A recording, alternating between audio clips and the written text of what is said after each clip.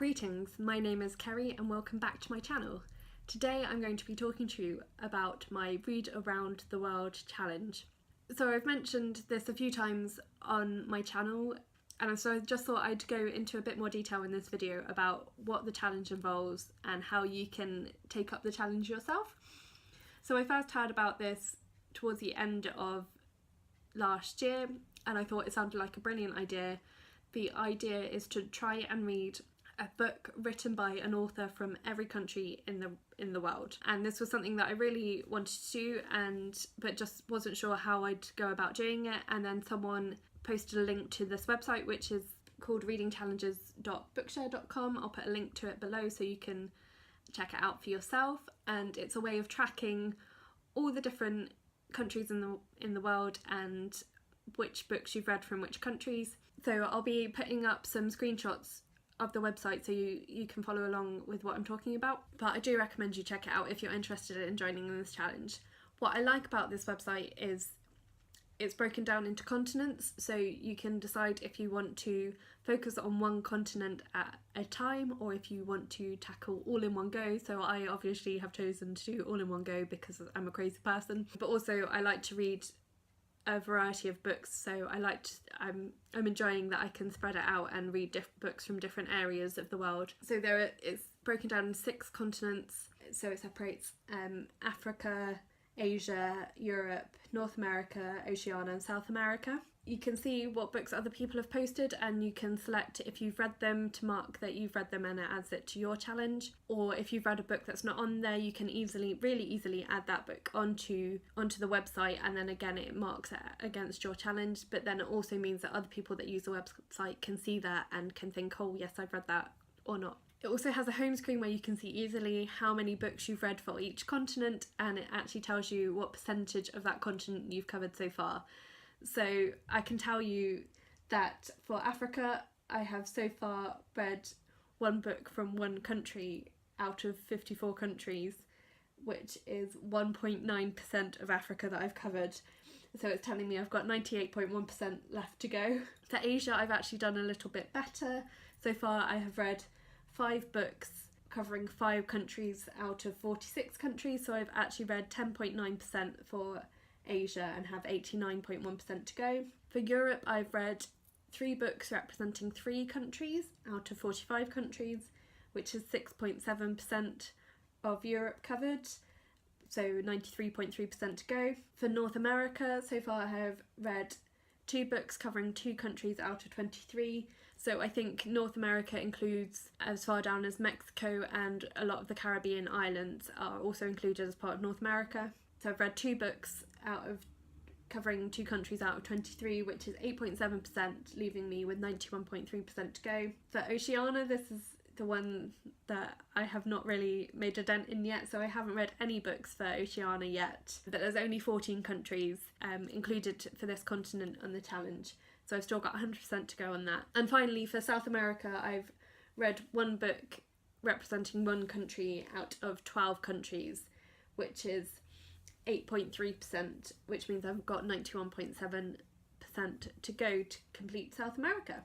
As you can see, I've still got quite a lot of the world to cover, but I only started recording from January, so if I read books previously that I could include for the challenge, I haven't actually included them unless someone else has already recommended them, because I didn't want to have to go through all my bookshelves, both my physical bookshelves and my Goodreads bookshelf, to try and identify what countries different books have come from and then have to add them all onto this other website. So I thought if other people have already added them and I know that I've read them, I will add them onto my shelves, but otherwise I will just include books starting from the beginning of the year when I discovered the website. So as I go on, will complete more countries and add them on. I also check regularly to see if any other books that I have already read have been included by other people, because they will still count for me if I've read them in the past. I just didn't want to have to include loads of books, and it also pushes me to read more diversely, which is the whole aim. So I'd rather end up having read more books from one country because I was too lazy to add the books I'd already read. This is a really great little tool if you are also interested in reading more diversely, I really recommend you check out this website. For me, it's been really helpful in pushing myself to read more widely and to try and seek out books from different countries that I wouldn't have maybe normally come across. I found as well in my book travels, that independent publishers often pick up more diverse books than the mainstream publishers. So you'll see, if you watch my channel regularly, you'll see me talking about some of these books, and at some point I will talk about a couple of the publishers that I've subscribed to that focus on translating literature, who will really be helping me to tick off more countries. But that's it for today. If you have any recommendations for me of books from different countries, please let me know down in the comments. I really look forward to hearing those and trying to pick them up, particularly for Oceania, so Australia and its surrounding countries, as I've not read any books for there yet. I think I have a couple on my shelves that will count, but please do let me know if you've got any suggestions for diverse books that you think I should read that will help me towards my challenge. And please let me know if you're taking part in this challenge yourself, or if you are going to sign up to it, because I'd love to chat more with you about some books, different books from around the world. So if you are not already subscribed, please do. I post videos regularly on this channel, so you can also tap the bell to get notifications every time that I upload a video. It's usually on Tuesdays and Fridays. And please like this video if you've enjoyed watching it, as that really gives me a boost to know that people are enjoying my content. Thank you so much for watching, and I will talk to you again soon. Bye!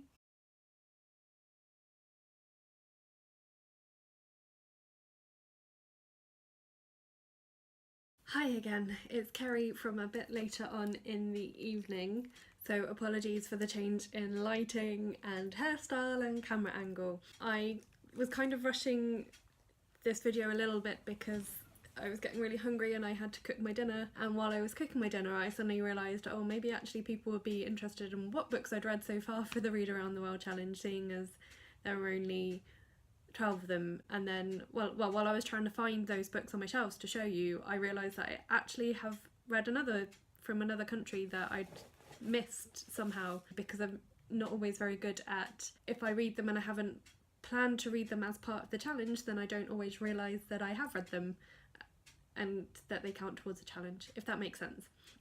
Anyway, so first of all, the correction to the stat that I gave earlier, I have actually read a book from Oceania, which means that I've read one book from one country out of 14, and so that is 7.1% of Oceania is read and 92.9% to go.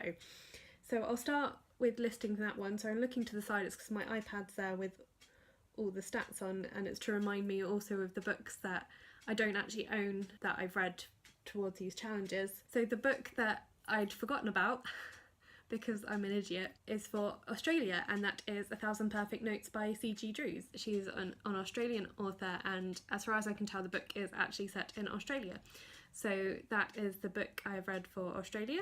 Just trying to think what order to do these in. Unfortunately, on the website it doesn't list them, it lists them in the order you add them, not in country order, and I can't work out how to change the order on it, which is why I'm just trying to work out which book to talk about next. So let's do North America, because that's a quick one.